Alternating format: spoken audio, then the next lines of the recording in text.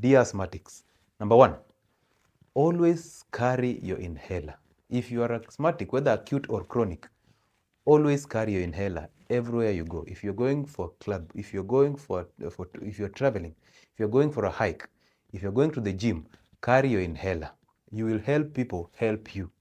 Because if you get an attack and you don't have your inhaler, before people realize what you're doing, it will be a problem.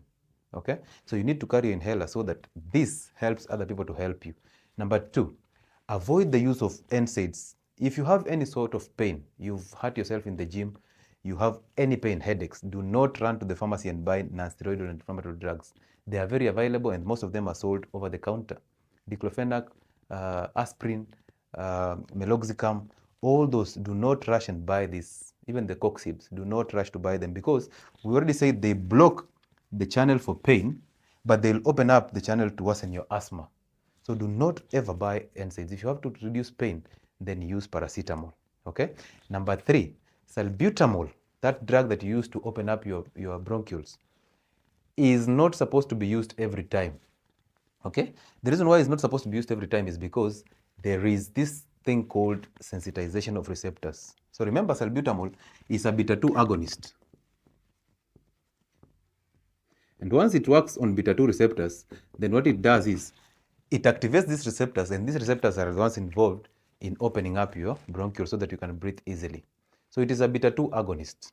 Okay? And once you keep using it every time, these receptors become sensitized. That means they lose the ability to help you open up your bronchioles. So if you use salbutamol all the time you have an attack, it will be a problem to you because you will now be insensitive to salbutamol and therefore it will not help you.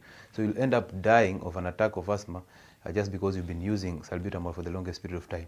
And that's the reason why beta-2 agonists like salbutamol are used only for acute attacks of asthma. They are not for chronic asthma. If you experience chronic asthma, then you're supposed to have a combination of either beta-2 and a steroid.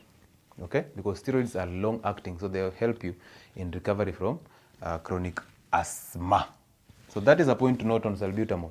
Use it only when there is an attack.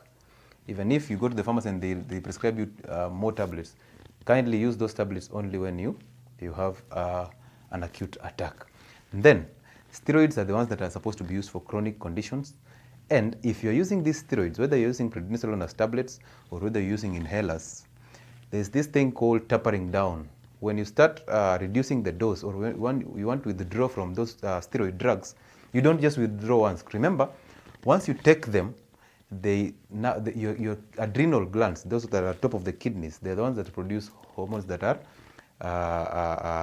steroid-related hormones. So they will stop working, okay? Because you're bringing in an external, you're augmenting from external.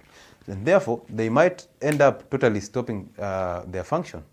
And that's the reason why, again, we should not be somebody who uses these steroid drugs for a lifetime or for long, because you'll make your adrenals become inactive. And when you stop, then you'll have a problem because there will be a rebound. So you'll have a very serious problem. You might end up in worse conditions than you already are. So let these drugs be tapered down. When you want to withdraw from these drugs, if at all you've healed from asthma and you want to withdraw them, start slowly. If you're using maybe that puff, using the inhaler and you're puffing 2 puffs in the morning and 2 in the evening, you can drop 1 puff in the evening, then remain with 2 in the morning and 1 in the evening. Then again, 1 in the morning, 1 in the evening as you go, slow, until you remain with 1 puff. Then you can withdraw slowly as your body starts to adapt. Do not just stop them once. Be it, the major problem is most doctors will tell you to taper down the steroid dose, the tablets on prednisolone or dexamethasone, but they do not tell you to taper down even the puffs. Remember, all of them are steroids. So there's no difference between the tablets and the inhaler. The difference is the channel under which or through which it's administered. So you have to taper them all slow until this patient recover from it and they can now start adapting. Their body starts to adapt.